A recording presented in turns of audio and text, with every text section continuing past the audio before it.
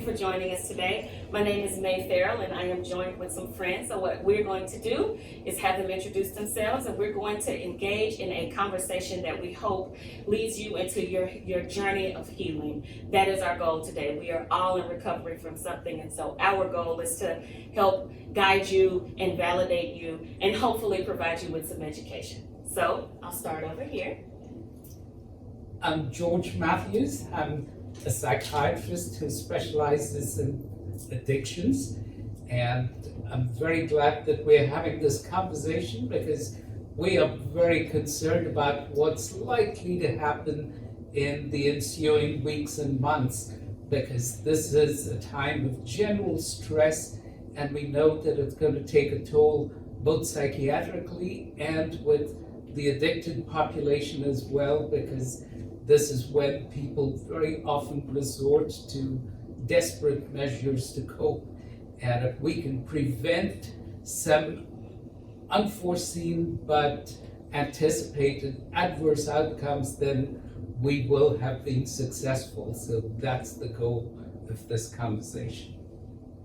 I'm Keith Riley. I'm in business development for Mirror Lake Recovery Center in Burns, Tennessee, and I'm also in recovery myself, so this is very near and dear to my heart. My name's John Warren. I'm from Lebanon, and I'm also an addict in recovery.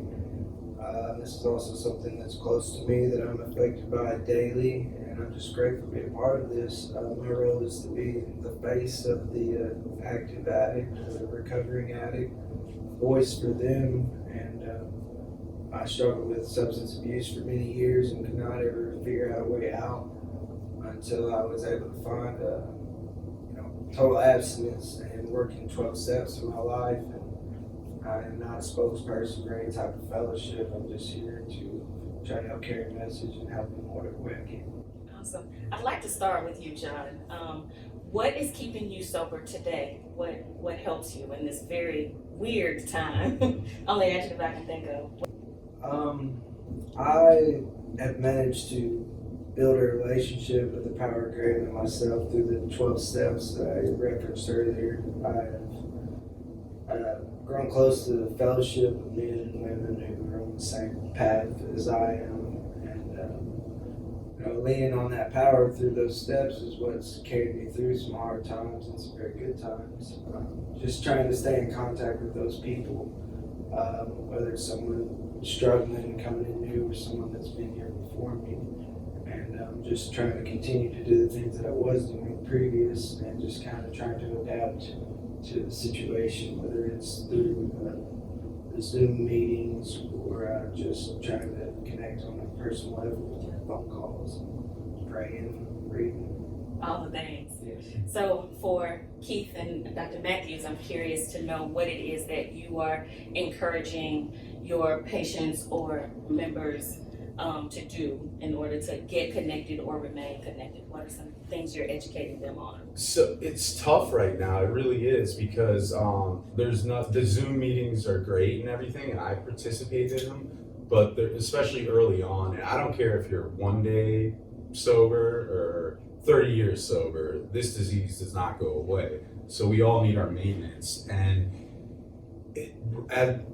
because of the times, it's recommended to get out. Usually it's 90 meetings in 90 days. So I mean, fortunately, you had the Zoom meetings offered to you, but there still isn't that aspect of actually leaving your house and going to a meeting and getting that fellowship and sitting there with a group of men or women and just getting that recovery there. So the times are tough right now, but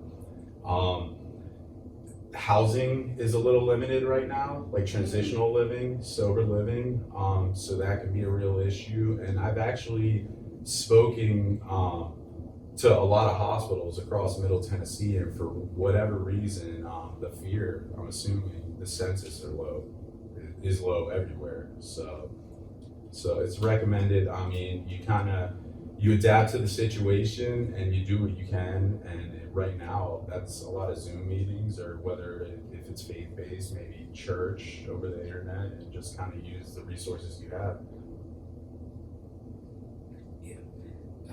This is a particularly difficult time because of the increased stress and to a certain degree, the perception that resources are going to be limited. I want to highlight the fact that that is unlikely to be true, because starting at the national level with SAMHSA, there is a very intentional effort to try and make resources available to people who need it. Even here at the local level, at the hospital, we are trying to stay open and receptive to anybody who is in need. This is a time of increased need because most people's lives are going to see a fair bit of disruption. Add to that the problems with finances, the problems with perhaps close encounters with people who rub you the wrong way, and you are at much greater risk of considering unsafe options. And a lot of addictions have to do with responses and maladaptive choices that people tend to make. And this is all the more a time to reach out for help. Yes, the big groups that people have been used to attending may not be available, but we want to encourage smaller cells, whether it be online or sometimes even in person, as long as safe distancing can be ensured. And find that collegiality, that support from others who understand and wants to lend a helping hand by way of medications and treatment of other associated conditions. That's also very important. So for people who are also dealing with comorbid conditions, whether it be anxiety, depression, or other forms of mental illness or even physical illness, please be sure that it is adequately treated, because we want everything to be working in tandem to ensure a good outcome. I'll come back to a few other points in just a bit. Great segue to what I was thinking. You know, trauma, addiction, depression, and anxiety, they all have a way of leading us to believe that we are alone and we're the only ones. So I hope you hear these gentlemen letting you know that, hey, you are not alone. And they may not admit it in this moment, but they all have their own struggles and their own anxieties that they are working through. So please know that as a human race, when they say we're in this together, we absolutely are. I believe that the way to treat trauma and addiction is connection. And so we do that even here at TrustPoint. We are still having our groups, and they are incredibly small. We want people to get healthy, but we want people to be safe.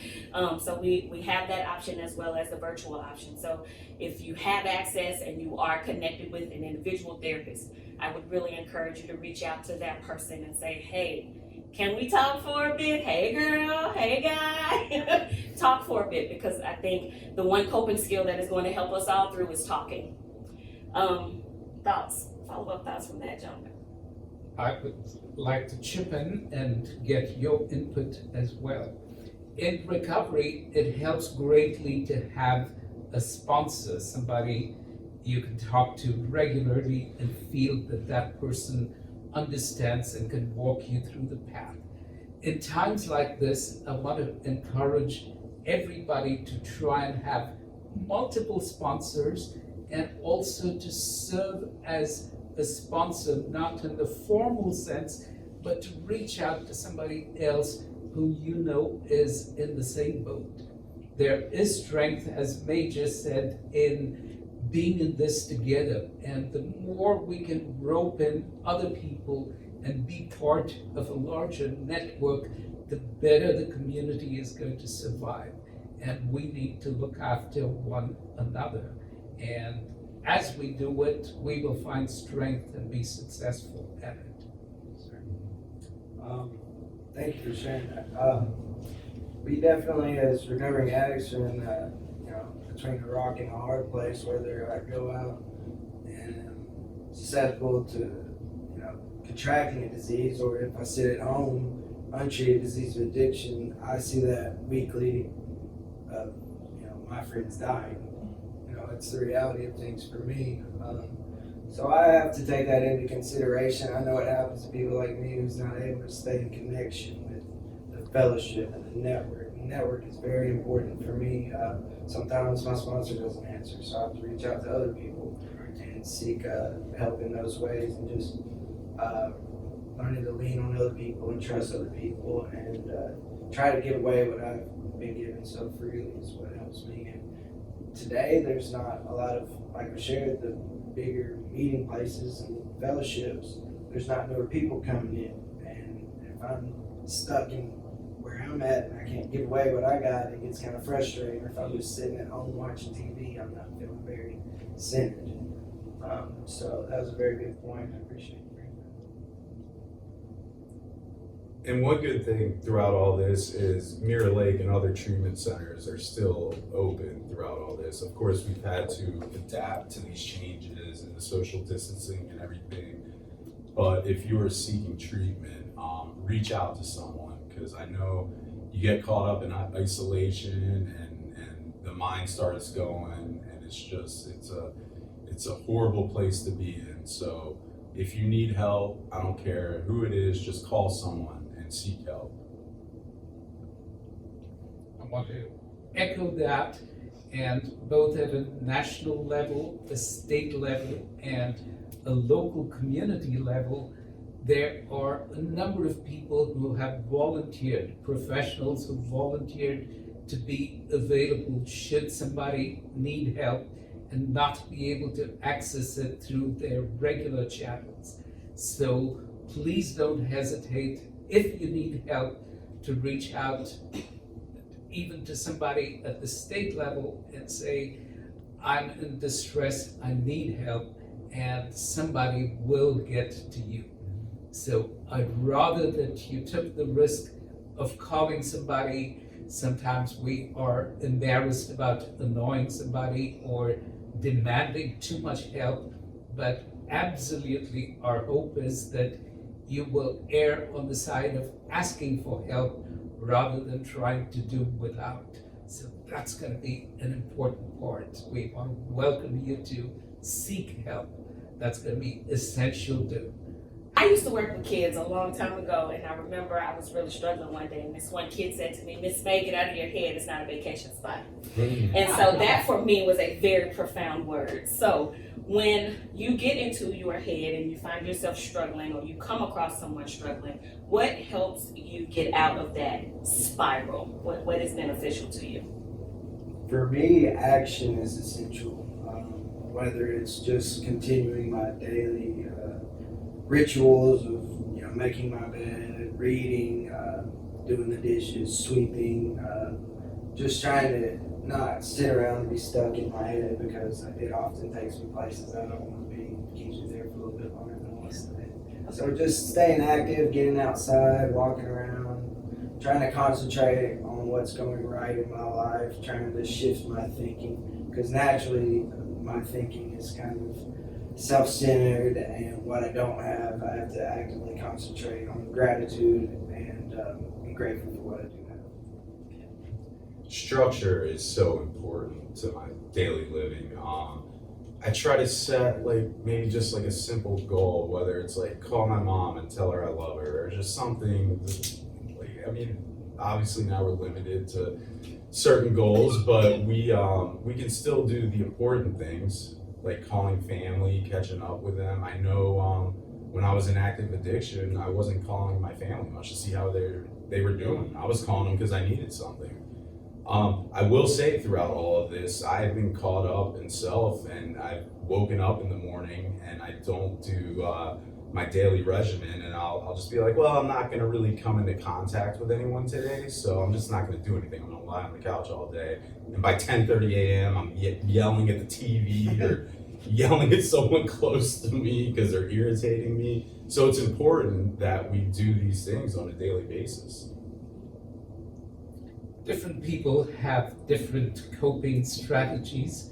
We want to encourage people to reflect on what has helped them in the past and to use more of whatever has worked.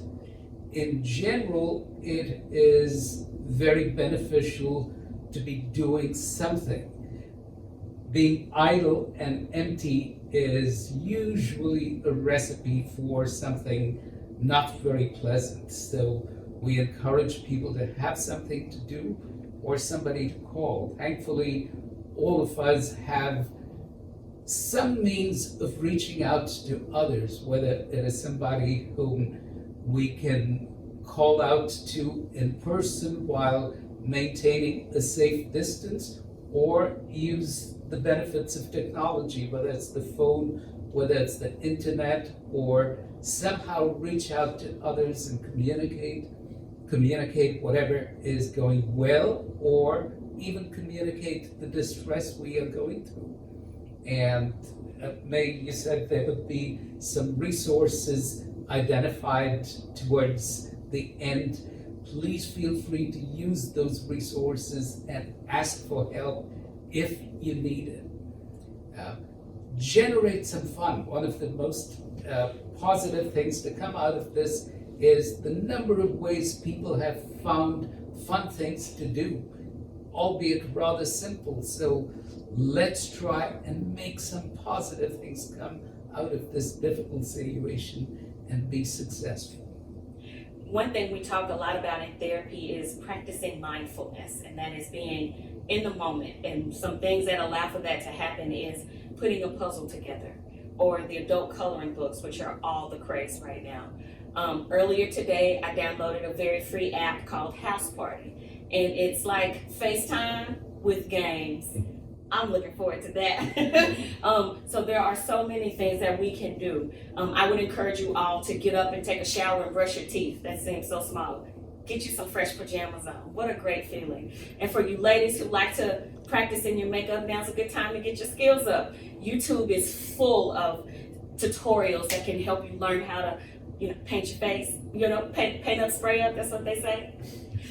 Make sure that you are able to, do something that helps you to feel good about yourself, but also remain in that moment, because part of anxiety is very future focused. And so being in the present allows you to kind of dismiss those things for a short while, but also be grateful of the opportunity that you have to do whatever that small thing is.